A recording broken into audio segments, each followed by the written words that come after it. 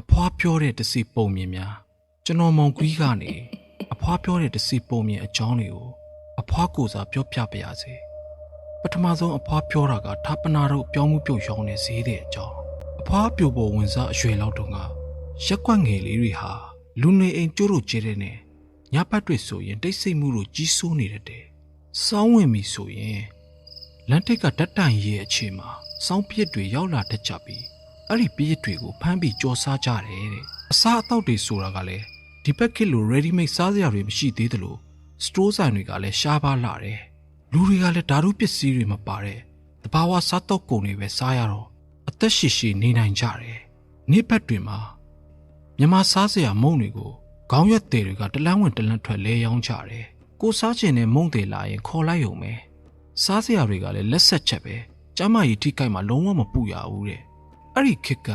ကလေးတွေတော်တော်နဲ့မအိပ်ရင်ဒီဟိုကြီးလာနေပြီတော့လက်မဲကြီးလာနေပြီတော့နဲ့6လိရှိတယ်တဲ့ကလေးတွေကလည်းဘာမှမသိတဲ့ဒီဟိုကြီးကိုကြောက်ကြတာပေါ့တခုရှိတာကအဲ့ဒီအချိန်တုန်းက TV ဆိုတာပေါ်ကားစမို့တရက်ကွက်နေလို့ TV တစ်လုံးရှိဖို့မလွယ်ပဲကြီးစရာရုပ်တန်လိုင်းတွေလည်းတိတ်မရှိသေးဘူးတဲ့လူတွေကည9နာရီခွဲလောက်ဆိုရင်အိမ်တကားတွေပိတ်ကုန်ကြတယ်ည9နာရီခွဲ10နာရီလောက်ဆိုရင်တော့ပြောင်းမှုဖြုတ်မြေပဲဖြုတ်ထာပနာရုပ်ဆိုတဲ့အတန်ကြားရတတ်တယ်တဲ့အဖွားနားမလဲတာကအဲ့ဒီဈေးတွေကဘာလို့ညပတ်ကြီးမှဈေးရောက်နေရတာလဲနေဘက်တွေကြတော့အိတ်နေတာလားလူအိတ်ချိန်ကြီးရောင်တော့ဘသူကဝယ်စားမှာလဲပေါ့အဲ့ဒီဈေးတွေကိုအဖွားသတိထားမိပြီးတလားလောက်နေတဲ့အထိ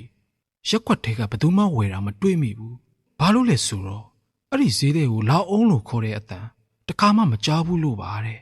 ဈေးတွေကရက်ွက်အရှိထိတ်ကနေဝင်လာပြီးအနောက်ထိတ်ကနေပြန်ထွက်သွားတတ်တယ်လမ်းထဲမှာဖြတ်သွားတဲ့အချိန်မှာသူ့ရဲ့ရောင်းကုန်ကို3ချိန်អော်သွားလိမ့်ရှိတယ်သူ့ကိုတခါတော့မြင်လိုက်ရတယ်အဲ့ဒီလူကြီးကစပိန်နဲ့စပိန်နောက်မှာချင်းတောင်ကြီးတင်ထားပြီးအပေါ်ကနေပိတ်ဖြူအုပ်ထားတာတဲ့လမ်းထဲမှာမီးတိုင်မရှိတော့တေချာကွက်ကွက်ကွင်းကွင်းတော့မမြင်ရဘူးပေါ့လေတရက်အိမ်ကတောင်မျိုးမွဲသွားတော့အဲ့ဒီဟာအပြန်မှာမိုးအရန်ချုပ်နေပြီအိမ်သားတွေကပြန်ရောက်တာနဲ့အရန်ပင်ပန်းလာတော့အိတ်တဲ့သူတွေကအိတ်ကုန်ကြပြီအဖွားကလည်းအိတ်တော့မလို့ပါပဲဒါပေမဲ့ဘိုက်ထဲမှာတကွီကွီနဲ့စားလာပါလေရောအဲ့ဒီအချိန်မှာပဲရက်ွက်ထိတ်ကနေမြေပဲပြုတ်ပြောင်းမှုပြုတ်ထာပနာရုပ်ဆိုတဲ့အတန်ကြားလိုက်ရတော့အဖွားလည်းအိမ်ထဲကနေလန့်ခေါ်လိုက်တယ်ပြီးတော့သူ့ရဲ့ဗျာအိတ်ထဲကနေ15ချက်တန်တရွက်ယူပြီးအိမ်ရှိကိုထွက်လာခဲ့တယ်ဈေးတွေကစပိန်ကိုတောက်တောက်ပြီးအဖွားကိုစောင့်နေတယ်ဒါပေမဲ့အဖွားဘက်ကိုကြောပေးထားတာဆိုတော့မျက်နှာကိုမမြင်ရသေးဘူးအဖွားလည်းဗိုက်စာနေပြီဖြစ်တော့ဈေးသက်စီမရောက်ခင်မှာပဲပြောင်းမှုပြုတ်ပါသေးလားတပူပလောက်လေလို့လှမ်းမေးလိုက်တယ်ဈေးတွေကအဖွားကိုဘာမှပြန်မဖြေပဲတောင်းမှုကအုပ်ထားတဲ့ပိတ်စကိုဖယ်လိုက်တော့အထဲမှာအငွေတောင်းတောင်းနဲ့အရန်မွေးတဲ့ပြောင်းမှုနှံကိုရလိုက်တယ်ဒါပေမဲ့ခဏအတွင်းမှာပဲပြောင်းမှုပြုတ်အနှံ့ကပျောက်သွားပြီးအပုံနဲ့လိုရလာတယ်တဲ့ဈေးတွေကပြောင်းမှုပြုတ်ကိုယူပြီးသူ့ဘက်ကိုလှည့်လာတော့ဈေးတွေရဲ့မျက်နှာမှာပါးစပ်တွေနှာခေါင်းတွေမျက်လုံးတွေဘာမှမပါတဲ့ပြောင်းချောကြီးဖြစ်နေတော့အဖွားလည်းကြက်သိန်းတွေထောင်တက်သွားပြီးတရေဆိုပြီးအော်ပြေးတော့တာပေါ့အဖွားအော်တန်ကြောင့်အိမ်သားတွေနိုးလာတော့အကြောက်လွန်နေတဲ့အဖွားဟိုမှာအိမ်ရှိမှဆိုပြီးညွန့်ပြလိုက်တော့အဲ့ဒီဈေးတွေကအိမ်ရှိမှမရှိတော့ပါဘူးနောက်ရက်ကစပြီးအဲ့ဒီဈေးတွေဟာအဖွားတို့လမ်းတွေကိုမလာတော့ပါဘူးတဲ့တလားလောက်နေတော့စပိန်နဲ့လေရောင်းနဲ့တခြားပြောင်းမှုပြုတ်တဲ့တယောက်အဖွားတို့လမ်းတွေကိုဖြတ်သွားတယ်အဖွားလည်းညဘက်ရောင်းတဲ့ဈေးတဲ့အတန်ကြားရင်ကိုကြောက်နေပြီမို့ခေါ်စားဖို့နေတတာလမ်းတော်မကြည့်ရဲတော့ပါဘူးတဲ့ဗျာ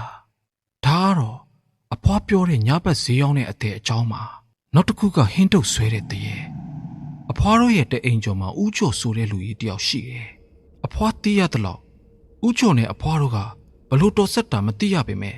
ဆွေမျိုးမကင်းကြဘူးတဲ့ဦးကျော်ဟာဈေးချိုဘက်ကဒူးချလန်းထဲမှာနိုင်ပြင်ဆိုင်ဖွင့်ထားတယ်ကုန်းရဆိုင်လိုပုံစံမျိုးလေးနဲ့အော်တိုမက်တစ်လက်ပတ်နာရီတွေပြင်းနေဆိုင်ပေါ့ဒီချားထဲမှာသူကနေကမျက်မှန်အဟောင်းတွေကိုလည်းအယောင်းဝယ်လုပ်လို့ရှိတယ်ဈေးဝယ်တွေကညနေ9နာရီလောက်ဆိုရင်အလားကျဲသွားတဲ့တော့စိုင်သိမ့်ပြီးအိမ်ပြန်လေးရှိတယ်တရက်မှာအတိမိတ်ဆွေတူရဲ့ရက်ွက်ဖျားပွဲရှိတော့အိမ်ကိုတန်းမပြန်သေးပဲအဲ့ဒီအိမ်ကိုခဏဝင်လိုက်တယ်မိတ်ဆွေနဲ့စကားကကောင်းနေတော့မိုးချုံမှမသိဖြစ်သွားတယ်မမရဈေးထိတ်ကထမင်းဆိုင်ကဝယ်လာတဲ့အမဲသားဟင်းတုပ်လေးကို စပိန်ရှေ့မှာချိတ်ထားခဲ့တာအိမ်ပြန်ရောက်ရင်စားဖို့အတွက်ပေါ့သူ့အိမ်ကိုရောက်ဖို့ကနောက်ထပ်မိနစ်20စာလောက်စပိန်နေရအောင်မယ်ဒါပေမဲ့နီးနေကြဆိုတော့ပင်ပန်းတာမျိုးမရှိပဲ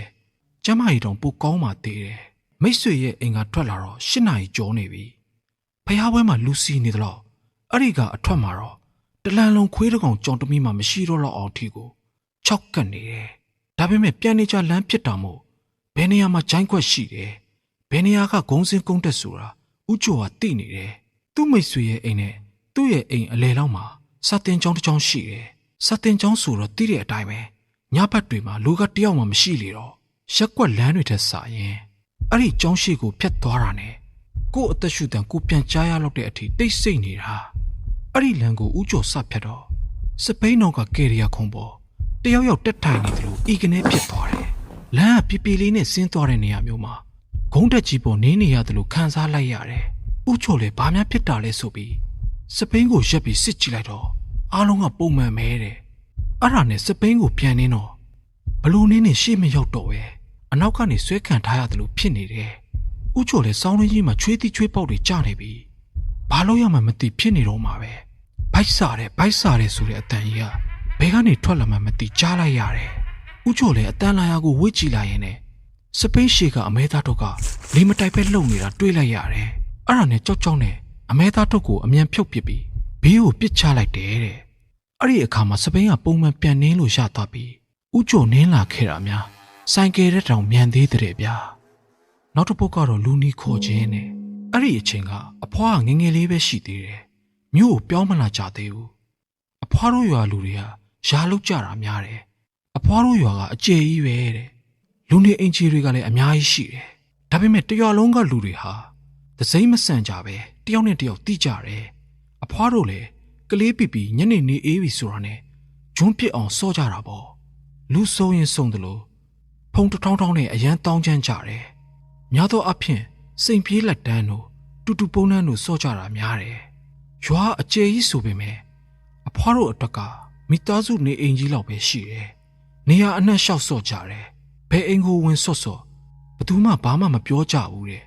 ရွာရဲ့ပုံစံကိုနည်းနည်းလေးပြောပြခြင်းနဲ့အဖွားတို့ရွာကမန္တလေးမုံရွာကားလမ်းရဲ့နဘေးမှာတည်ရှိတာဒါပေမဲ့ကားလမ်းကနေကြည့်ရင်ရွာဆိုင်ဖို့တီးတီးလေးပဲမြင်ရတာဆိုတော့တော်ယုံတတိထားမိဖို့ကမလွယ်ပါဘူးအဲ့ဒီကနေ2မိုင်လောက်ဝင်လာတော့မှရွာကိုစရောက်တာရွာအဝင်ဝရဲ့တစ်ဖက်မှာစူတောင်းပြေးစီရီတစုနဲ့တစ်ဖက်မှာတော့ရွာဦးကျောင်းရှိတယ်ရွာတွေကအိမ်တွေကလည်းချန်စီရုပ်ခတ်ထားတဲ့အိမ်တွေဟာခက်ရှားရှားရဲ့တွားကျင်တယ်လို့တွားလို့ရတယ်တဲ့ရွာရဲ့အစုံလို့တတ်မှတ်လို့ရတဲ့နေရာမှာတရက်ပင်ကြီး3ပင်ရှိတယ်အဲ့ဒီရဲ့ဟိုဘက်မှာတော့ယာကင်းတွေပဲရှိပြီးစမ်းကြောင်းတစ်ခုကိုရောက်ရင်တော့ရွာရဲ့နေနမိတ်ကကုန်သွားပြီအဖွားတို့ကတော့နေ့စဉ်နဲ့အမျှညနေရောက်ပြီဆိုတာနဲ့တရွာလုံးကိုပတ်မွေကြတာပေါ့တရက်မှာမိုးလေးတစ်ဖြောက်ဖြောက်ကျထားတော့လမ်းလေးကဆွတ်ဆွတ်နေပြီးရှွန့်ပွက်တွေထနေတာပေါ့အဖွားတို့လည်းခါတိုင်းလိုပြေးလွှားစော့ကစားလို့မရတဲ့အခါတငယ်ချင်းတွေစုပြီးတော်ကီထိုင်ပွားနေကြတာပေါ့စကားဝိုင်းကကလေးတွေအတွက်ကသူတို့ရဲ့ရွာကြီးကကဘာကြီးတစ်ခုလိုပါပဲဘ ဟူတုတပို့ရှိပြီးသူများမသိသေးတဲ့အကြောင်းတွေပြောပြနိုင်တဲ့သူကဆရာကြီးပဲအဲ့လိုနဲ့စကားထိုင်ပြောကြရင်လည်းကလေးတယောက်ကသူကြားဘူးတဲ့လူနီအကြောင်းကိုပြောပြတယ်သူလည်းဘယ်ကနေစွန်းနှပြကြားလာခဲ့လဲမသိပေမဲ့သူပြောတာကဒီလိုပါလူနီတွေဟာဖျားတွေမှာရှိတဲ့ကြတဲ့တိုက်ဆောက်မင်းစားလေးတွေတဲ့သူတို့ကတိတိလေးတွေလူကြီးလက်တော်စားလောက်ပဲရှိတတ်တာသူတို့ကိုတွေ့တဲ့အခါသူတို့ရဲ့အုတ်ထုပ်ကိုအမြန်ယူလိုက်ရင်သူတို့ကပြန်ပြောက်မသွားနိုင်တော့ဘူးတဲ့အဲ့ဒီအခါလူနီကသူ့ရဲ့အုတ်ထုပ်ကိုပြန်ပေးဖို့တောင်းဆိုလိုက်မယ်အဲ့ဒါအကွက်ပဲပြောရရင်အုတ်ထုပ်ကိုပြန်ပေးဆွဲထားတဲ့သဘောနဲ့အပေးယူလုပ်လို့ရတယ်လူနီကိုမင်းရဲ့အုတ်ထုပ်ကိုပြန်လို့ချင်ရင်ငါ့ကိုရွှေတွေငွေတွေပေးရမယ်လို့တောင်းဆိုလို့ရတယ်ဒါဆိုရင်လူနီကရွှေတွေငွေတွေထုတ်ပေးလိုက်မယ်တခုရှိတာကအဲ့ဒီရွှေငွေတွေဟာတညာပဲသုံးလို့ရတယ်မနဲ့ရောက်ရင်တရွက်6တွေဒါမှမဟုတ်ခွေးချီ6တွေအဖြစ်ပြောင်းသွားတတ်တယ်ဆိုတော့အဖွားအပါဝင်စကားဝိုင်းကကလေးတွေဟာမျက်လုံးအဝိုင်းသားဖြစ်ပြီးစိတ်ဝင်စားနဲ့နားထောင်နေကြတာပေါ့ဟုတ်ပြီလေဒါဆိုငါတို့တွေလူနီရှာပြီးရွှေငွေရတနာတွေတောင်းကြရအောင်ဆိုတော့အားလုံးကခေါင်းညှိပြီးထောက်ခံလိုက်ကြတယ်ဒါရွှေငွေရတနာပစ္စည်းတွေလိုချင်တဲ့လောဘကြောင့်မဟုတ်ပါဘူးကလေးပီပီစူးစမ်းလိုစိတ်ကြောင့်ပါဒါပေမဲ့အဲ့ဒီကစားနေကတယောက်ပဲကစားလို့ရတယ်လူနီတွေဟာဖျားမှာရှိတဲ့ညောင်ပင်တွေမှာနေတတ်ကြတယ်ဆိုလိုတာက ဂျိုးပြင်းနှံပြီးဖျားတွေပတ်ထားတဲ့ညောင်ပင်မျိုးကိုပြောချင်တာပါအဲ့ဒီညောင်ပင်ကိုခုနှစ်ပတ်ပတ်ပြီးမျက်လုံးမိတ်ထားရမယ်လူနီထွက်မလာမချင်းမျက်လုံးကိုလုံးဝမဖွင့်မယ်လူနီရှိလာလို့မေးကြည့်ရမယ်လူနီရဲ့ပြန်ဖြေတဲ့အတန်ကြားရင်တော့မျက်လုံးကိုအမြန်ဖွင့်ပြီးစောစောကပြောခဲ့သလိုလူနီရဲ့အုတ်တုတ်ကိုအမြန်ယူပြီးရွှေငွေရတနာတွေတောင်းကြည့်ပေါ့အဖွားကတော့တယောက်တည်းလုပ်ရမယ်ဆိုတဲ့အဲ့ဒီအစီအစဉ်ကိုလက်လျှော့လိုက်တယ်သူတို့တဲကဖိုးခွေးဆိုတဲ့အစော့တန်တဲ့ကလေးကသူ့လုံးမယ်ပေါ့အဲ့ဒါနဲ့ရွာထိပ်ကိုကြီးတက်သွားကြတယ်အဖွားတို့အုပ်စုကကြီးကျင်ကြပေမဲ့လူများရဲ့လူနီကထွက်မလာတတ်ဘူးဆိုတော့ဖျားပေါက်မှာပဲထိုင်ဆောင်ကြတာပေါ့ခဏနေတော့ဖိုးခွေးတယောက်ညောင်မကြီးကိုပတ်ပြေးနေတဲ့ခြေတံတွေကြားနေရတယ်ခြေတံတွေဆုံးသွားတော့လူနီရှိလာလူနီရေဆိုတဲ့ဖိုးခွေးအတန်ကိုကြားနေရတယ်အဖွားတို့လည်းနေရက်ကလေးတွေထောင်ပြီးနားဆွင့်နေတော့မှဖိုးခွေးရဲ့အော်တန်ကြီးကြားလိုက်ကြပါလေရောအဲ့ဒါနဲ့တွားကြည့်ကြတော့ဖိုးခွေးတယောက်ပလက်လန်ပြီးတုံနေတာတွေးလိုက်ရပြီးမျက်လုံးတငယ်အိမ်တွေကပျောက်နေတာအဖြူရောင်ကြီးပဲရှိတော့တယ်အဲ့ဒီအချိန်မှာပဲရွာဦးကျောင်းကဆရာတော်ရောက်လာပြီးဖျားစာတွေရွတ်ပေးလိုက်တော့မှဖိုးခွေးလည်းတက်တာသွားပြီးရှိုက်ကြီးတငယ်နဲ့ထိုင်ငိုပါလေရောဆရာတော်ဖျားကအစတွေကဒီကလေးတွေ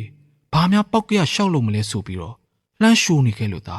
မဟုတ်ရင်ဖိုးခွေးတယောက်အသက်ပါသွားနိုင်တဲ့ဖိုးခွေးကတော့တပတ်လောက်ဖျားသွားခဲ့ပြီးပြန်တက်တာလာတာနဲ့သူပြောပြတာကသူကစားနီးအတိုင်းပဲလုပ်ခဲ့တာဒါပေမဲ့ထွက်လာတဲ့လူတွေကနင်တို့ပြောသလိုလက်တော်စာလုံးမဟုတ်ဘူးခေါင်းပိုင်းကပုတ်လောက်ကြီးရှိနေပြီးပုံပန်းတရံကိုသူပြောမပြတတ်ပေမဲ့အတော်ကြောက်စရာကောင်းပြီးအဲ့ဒီတိုက်ဆောက်လူနီမင်စာရဲ့မျက်နှာကိုသူ့တသက်ဘယ်တော့မှမေးလို့ရမှာမဟုတ်တော့ဘူးလေဗျာဆရာတော်ဖျားပြောတာကတော့အဲ့ဒီလူနီဟာအရင်ကပြန်လုံတော်မူသွားတဲ့ဦးစင်တပါးတဲ့သူကမကျွတ်မလွတ်နိုင်ဖြစ်ပြီးဖျားထာပနာတွေကိုစောင့်ရှောက်ရင်အချိန်တွေကြာလာတော့လူနီဖြစ်သွားတာတဲ့သူ့ကိုတာမန်ပုတုစင်တွေကဖျားသာရွတ်ပြရင်လုံးဝကျူးမဆိုင်ပဲကမ္မဝါတောင်ပြန်ဖက်ပြသေးတဲ့ဗျာသူ့ကိုနိုင်တာဆိုလို့ဖျားသားတော်တွေဖြစ်တဲ့တန်ဃာတော်တွေပဲရှိပါတယ်တဲ့အဖွားတို့ကတော့ကလေးတွေမို့ဖျဲချောက်ခံလိုက်ရတာနဲ့တူပါရဲ့ပြိတ္တတို့လည်းတကယ်လို့လူနီခေါ်ကြည့်ကျင်နေဆိုရင်လူရှင်းတဲ့ဖျားကိုသွားအဲ့ဒီမှာရှိတဲ့ဂျိုးပြေးနံပြေတစ်ခုမှာအပေါ်ကပြောခဲ့တဲ့နီလန်အတိုင်းစမ်းကြည့်ကြပေါ့ကွယ်ဟုတ်ကဲ့ဒါကတော့အဖွားပြောပြတဲ့တစီပုံမြင့်အကြောင်းတွေဟာ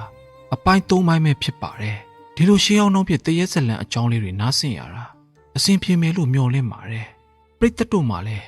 ကြားဘူးထားတဲ့တစီအကြောင်းတွေရှိရင်ပြန်လည်မျှဝေပေးခဲ့ကြပါနော်နောက်ထပ်လည်းအဖွားပြောတဲ့တစီပုံမြင့်တွေကိုဆက်လက်တင်ဆက်ပေးမှာဖြစ်လို့ channel လေးကို subscribe လုပ်ထားခဲ့ကြပါဦးနော်အားလုံးပဲဘေးအန္တရာယ်ကင်းတဲ့ညာလေးတစ်ညဖြစ်ကြပါစေခင်ဗျာ